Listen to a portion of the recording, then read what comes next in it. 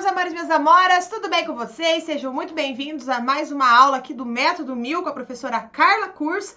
E hoje nós vamos trabalhar um assunto de redação muito importante que está dentro dos eixos temáticos do método de sociedade e de trabalho. O tema de hoje é desemprego no Brasil. Para você que ainda não me conhece, eu sou a professora Carla Kurz, sou especialista em te ensinar a escrever uma redação que aprova, usando argumentos eficientes que levarão você até aquela vaga tão sonhada. E hoje, então, eu vou te ensinar a escrever uma redação que aprova sobre o tema desemprego no Brasil. E além disso, no final dessa aula, tem uma dica de ouro que você não pode perder, tá? Então, vamos lá.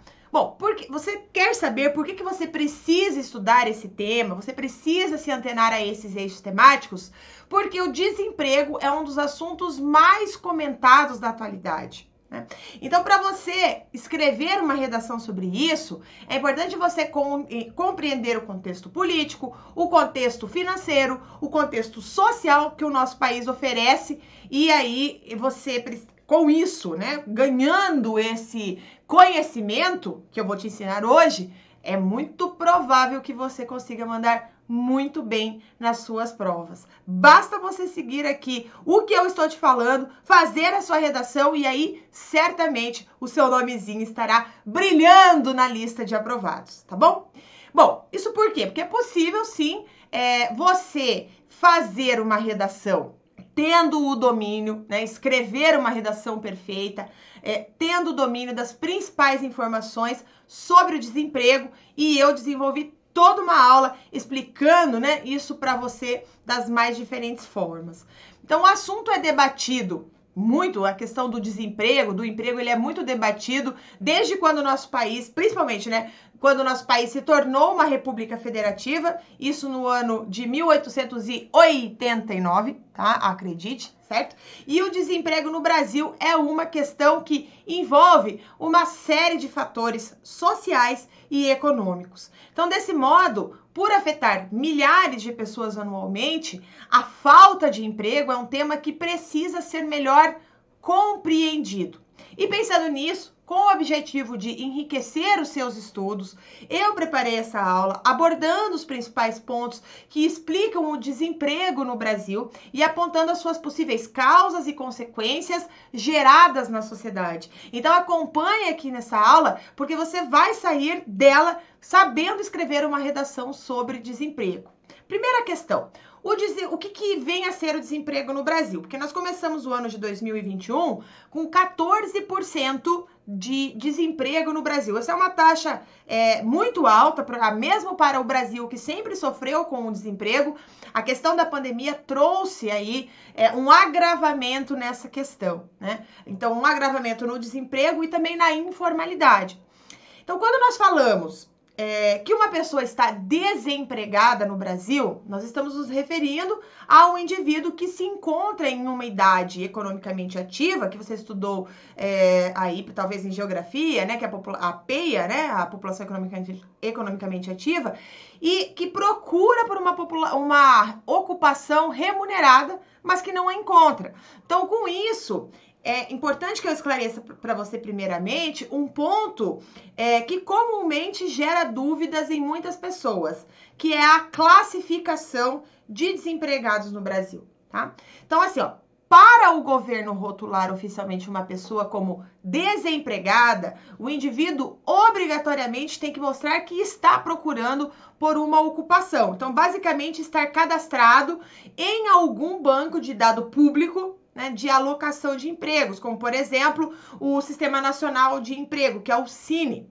Em outras palavras, tá? Isso para você ganhar repertório sociocultural para sua redação. Seja qual for a época e a situação econômica do país, a população desempregada no Brasil sempre será maior do que a divulgada nos números oficiais, tá? Até porque nem todo mundo que está desempregado tem a oportunidade ou o interesse de se cadastrar nos sistemas públicos de procura por emprego.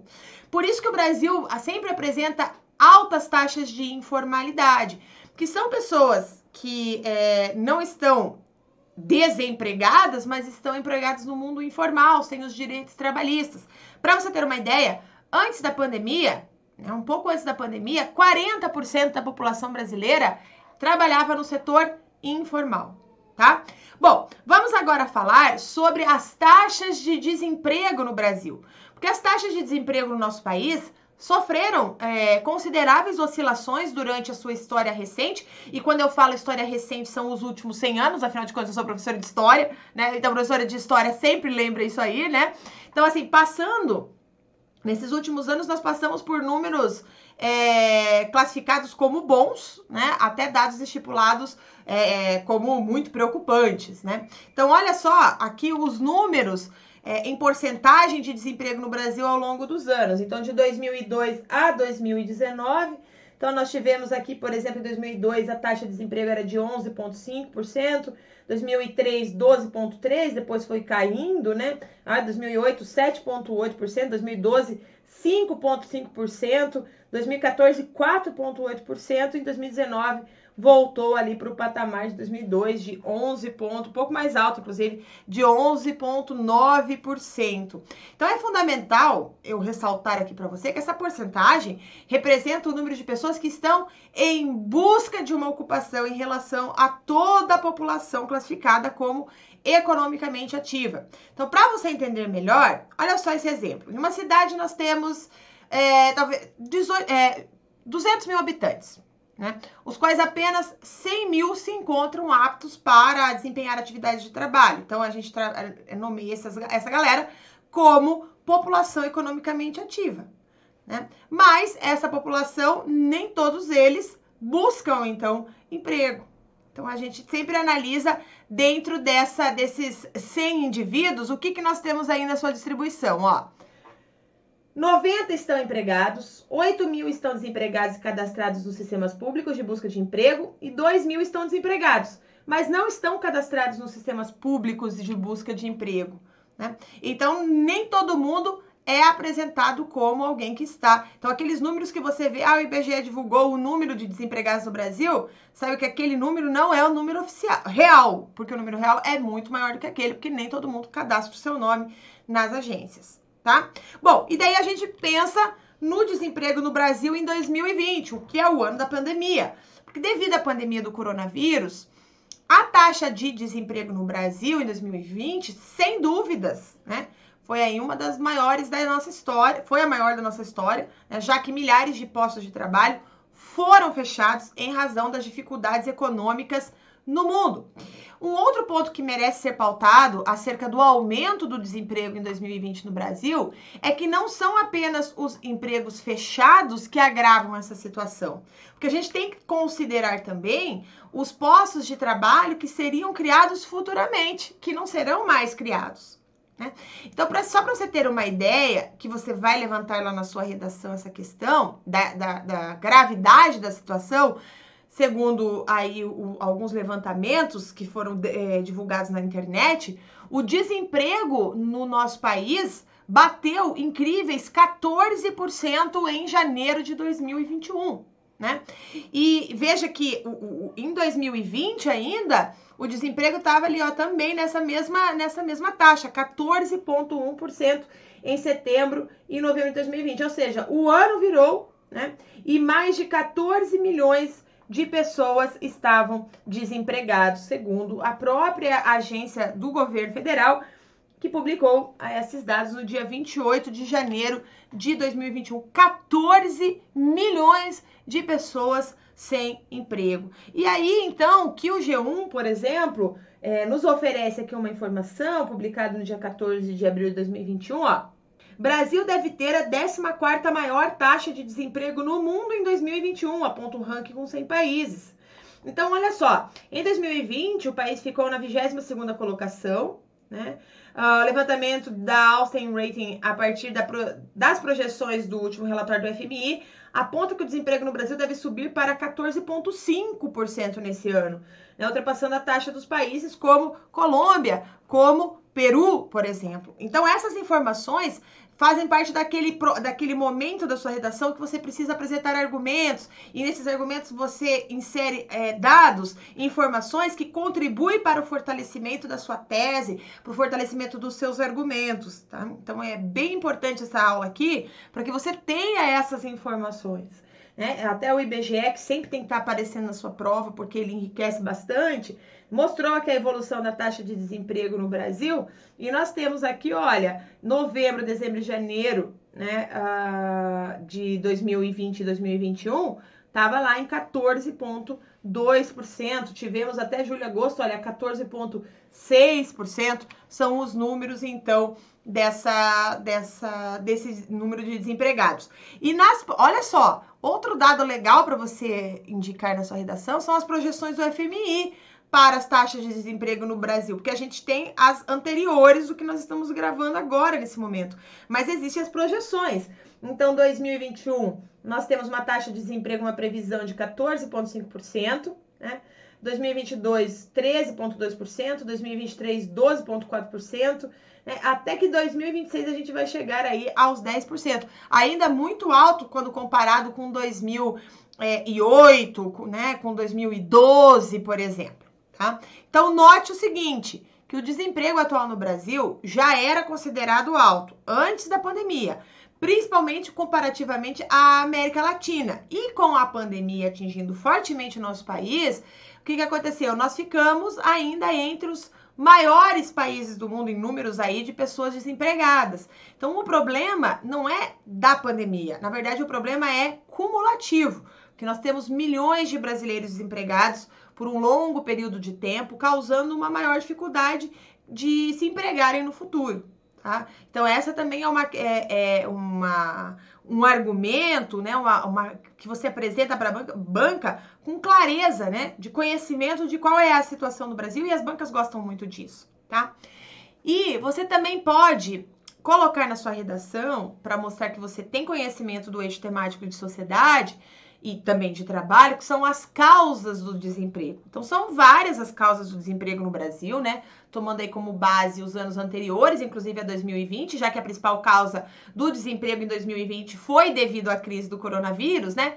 Mas os motivos que favorecem a escassez de emprego no nosso país, pelo menos historicamente, são a redução drástica dos investimentos em setores estratégicos da economia, como de serviços e indústria, a diminuição do poder aquisitivo do brasileiro, o que o obriga a consumir menos e reduzir a circulação de dinheiro no país, a substituição da mão de obra por máquinas e a baixa capacitação da população, que é agravado quando os habitantes não têm acesso a uma educação pública de qualidade. E aí você já vai lembrar de uma outra aula que a gente teve aqui no Método 1000, que eu falei, olha, a falta de acesso à escola durante a pandemia vai resultar lá na frente, né, num problema que a gente está conversando nessa aula de hoje, que é o desemprego. Por quê? Se as pessoas deixam de ir à escola, a qualificação dela fica pior. Consequentemente, ela vai receber menos salários, né? Ou um salário menor, perdão, né? Um salário menor, terá menos oportunidade de emprego. E aquele círculo da pobreza, que o Brasil é uma das grandes marcas registradas no nosso país, ela vai permanecer, certo? Então, essa questão são as causas. Mas você pode trabalhar na sua redação com uma estratégia argumentativa que a gente chama de causa e consequência. Então, a causa você já viu. Então, você vai apresentar na sua redação quais são as consequências do desemprego no Brasil. Então, infelizmente, não são boas as consequências, né? Obviamente, do desemprego no Brasil. E os seus impactos são muito cruéis, tanto socialmente quanto economicamente falando. Tá? Então, eu vou mostrar aqui para você algumas consequências do desemprego no Brasil que você pode citar na sua redação, como o aumento dos índices de criminalidade. Isso aqui é para a galera, né? Essa aqui, ó, para a galera que está fazendo concurso para as carreiras policiais, por exemplo, né? A elevação do número de pessoas que estão abaixo da linha da miséria no país, a criação da intensificação de subempregos, os que estão caracterizados pela exploração da população, e a piora da saúde em geral da população com o avanço de casos de depressão e sentimentos de frustração, que também já foi tema aqui do Método 1000, né? Essa questão da saúde mental durante a pandemia e a questão relacionada também ao desemprego, certo? Então, agora eu quero falar especificamente sobre o desemprego no Brasil no quesito redação, né? Então, assim, não é novidade para ninguém que as redações dos concursos tradicionalmente costumam abordar os temas atuais da sociedade brasileira. Então, em vista disso, eu posso afirmar categoricamente que o desemprego no Brasil é um forte candidato para ser tema de redação, não apenas nos concursos, mas também como no Enem e em outros vestibulares aí tradicionais do Brasil. E com isso, para desenvolver uma boa redação, você precisa lembrar que, na verdade, né, é um conjunto de causas, nas quais eu acabei de citar aqui, que agravam o desemprego no Brasil. E, além disso, é relevante você discorrer na sua redação, caso esse seja um dos comandos da proposta, e entender os impactos sociais do número de desemprego no país, né, de desempregados no país, considerando assim os reflexos nos índices de pobreza e criminalidade urbana que eu acabei de citar. Então, você vai perceber aí o quão é importante é a análise dos números acerca do desemprego no país, já que esses fatores têm um potencial para desencadear uma série de outros problemas sociais, impactando principalmente nas questões como violência urbana e o aumento da população miserável. E agora, eu chego no momento com a dica de ouro para você usar na sua redação, caso esse tema venha a aparecer na sua prova, que é a dica que eu dou para você usar a Constituição Federal, mais propriamente dito, né, ali, porque essa dica de ouro, ela... Você tem que lembrar o seguinte, ó, que a Constituição da República Federativa do Brasil, que recentemente completou 30 anos, trouxe avanço significativo para os direitos dos trabalhadores. Então, é legal você citar a Constituição. E além das várias garantias já existentes na famosa CLT, tá, que receberam status constitucional, alguns direitos foram ampliados, né, e outros foram incluídos na Constituição Federal. Então, foi a Constituição que garantiu aos trabalhadores, por exemplo, a jornada de 8 horas diárias e 44 horas semanais, porque antes eram 48 horas. Também o aviso prévio proporcional, a licença maternidade de 120 dias, a licença paternidade, o direito de greve, entre outras questões. Então, lá no dia da sua redação, qual que é o artigo da Constituição que você vai citar? O artigo 7º, tá? Por quê? Porque ele tem todos os direitos, eu vou mostrar para você aqui, tá? Aí os direitos que podem ser citados para você na sua redação. Então, olha só, são direitos, segundo o artigo 7 da Constituição Federal, são direitos dos trabalhadores urbanos e rurais, além de outros que visem a melhoria da sua condição social. O emprego protegido, o seguro-desemprego, o FGTS, o salário mínimo, o piso salarial, as férias anuais remuneradas, a licença gestante, a licença paternidade, a proteção do mercado de trabalho da mulher, o salário não inferior ao mínimo de remuneração variável, o 13º, a remuneração para o trabalho noturno superior ao diurno, a proteção do salário, a participação nos lucros da empresa, o salário da família, a jornada de trabalho de 8 horas, jornada de 6 horas para trabalho realizado em turno ininterrupto, redução dos riscos inerentes ao trabalho, adicional de remuneração para atividades penosas, insalubres ou perigosas, aposentadoria, assistência aos filhos e dependentes em creches e pré-escolas até 5 anos de idade, reconhecimentos das convenções e acordos coletivos de trabalho, proteção em face da automação, ação com limite de 2 anos após a extinção do contrato de trabalho, repouso semanal remunerado, remuneração de hora extra, proibição de discriminação, proibição de trabalho noturno, perigoso, insalubre a menores de 18 anos e qualquer trabalho a menores de 16 anos, salvo na condição de aprendiz a partir de 14 anos, o seguro contra acidentes de trabalho, uma igualdade de direitos entre o trabalhador permanente e avulso, a proibição de distinção entre profissionais e a proibição da diferença de salário por motivo de sexo, idade, cor ou estado civil. Tudo isso aqui, então, essa animação foi feita pelo Tribunal Superior do Trabalho, que você pode usar na sua redação. E veja que esse artigo que a gente trabalha no método MIL dentro do eixo temático trabalho, ele serve para discutir várias questões de sociedade, né? Várias questões de sociedade dentro desse universo do eixo temático de trabalho. Tá? Então, esse é o momento agora, com todas essas ferramentas que você tem, dados que você tem aqui, você pode fazer uma redação falando sobre as condições de trabalho durante a pandemia, falando da informalidade, falando das consequências que ela pode gerar, né? Beleza? Bom, achou legal aprender mais sobre questões do eixo temático de sociedade e trabalho no Brasil? Então, se inscreva no nosso YouTube, tá? É www.youtube.com.br/carlacurs. Me siga também no Instagram, né? @carlacurs, e aprenda sobre vários outros conteúdos que podem aparecer lá na sua prova, na sua redação. Um grande beijo para você e até a sua redação, que é prova.